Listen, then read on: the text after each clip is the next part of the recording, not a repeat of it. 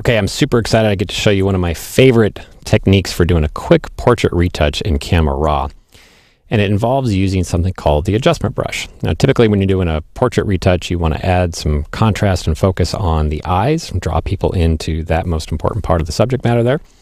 And then you often want to smooth out or lessen the contrast of the skin texture. So I'm going to teach you a technique that lets you do that using the adjustment brush tool. I'm going to click on the adjustment brush tool that's up here. Looks like the little brush icon. I can press the letter K as well.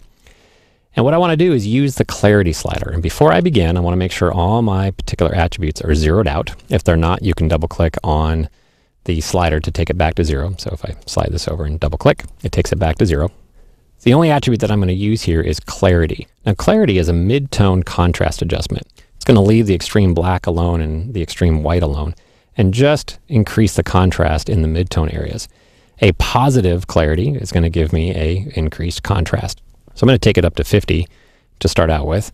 And the good news here is it doesn't actually matter. You just need to have a number to start with because you can always change it after the fact. All right, so I've set my clarity to 50. I'm going to go ahead and start just painting over, clicking and dragging over the eye to kind of paint in some contrast adjustment. And I'll do it over the second eye as well. And maybe I'll come over the eyebrows a little bit to increase the contrast of those. And it may not look like much has changed, but let's actually toggle the preview on and off. I'll press the letter P. You can see there's before. Press the letter P again. And there's after. You can see I'm really making some nice contrast there along the eyes. Now what I want to do is the opposite of that. I want to decrease the contrast of the skin texture and do an overall smoothing of that. Well, it turns out that if you use a negative clarity value, you get the opposite of a sharpening effect. You actually get a smoothing effect. It's a very clever little technique here.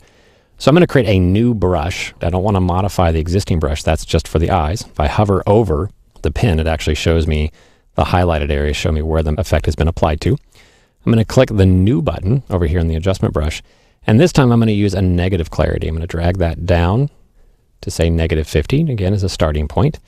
Maybe I'll increase the brush size. I can either use the right or left bracket keys to change the size of the brush, or I can use the sliders here on the right. It's up to you. Maybe start with a much larger brush. I'm going to really take that feather down though, just so that I don't do a lot of spill into the areas that I've already modified. I'll take the size down just a little bit more, maybe size 10. Great. So now I'm going to start painting with this negative clarity over the skin detail. And again, it's a very subtle effect. You want to go ahead and start out small. You can always modify it later. If I'm going to be painting in this region, I might lower the size of the brush temporarily. So use my left bracket key to make the brush smaller. Kind of come in here and avoid the edges there of the nose. But just really kind of come in and decide where I want the smoothing to take place. Kind of come over here as well on this right side of the cheek here. And of course do the forehead as well and maybe the chin a little bit. You know, you just need to decide where you want the smoothing to occur. Maybe on this side of the nose, just touch. Great. Don't want to overdo it. We don't want to make it look like she's porcelain. And we'll go ahead and modify that a little bit after the fact once we're done. And let's do the forehead a little bit. We'll make the brush a little bit larger using my right bracket key. And I'll come in here and smooth out the forehead just a touch. All right, now let's see the before and after. Okay, let's turn the preview off. There's before. There's after. If those pins are getting in the way, let's turn off the show pins. Again, I can press the letter V for that. So without the distracting pins, here's before and there's after. And you can see I've gotten a nice smoothing around the skin, but a nice contrast enhancement around the eyes. Now, if we feel that we've actually made the skin too smooth, fake and porcelain-like, well, here's the great part. Let's turn those pins back on. Let's make sure that the skin pin is selected, which it is. I hover over that and I can see where it's being painted. And I can just take that clarity value and slide it back towards more positive numbers. So if I take that up to 30, you can see I'm bringing some of that skin texture back. So you have total flexibility here.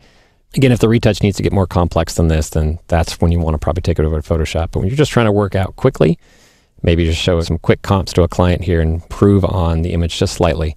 This is a great technique to get the job done really fast.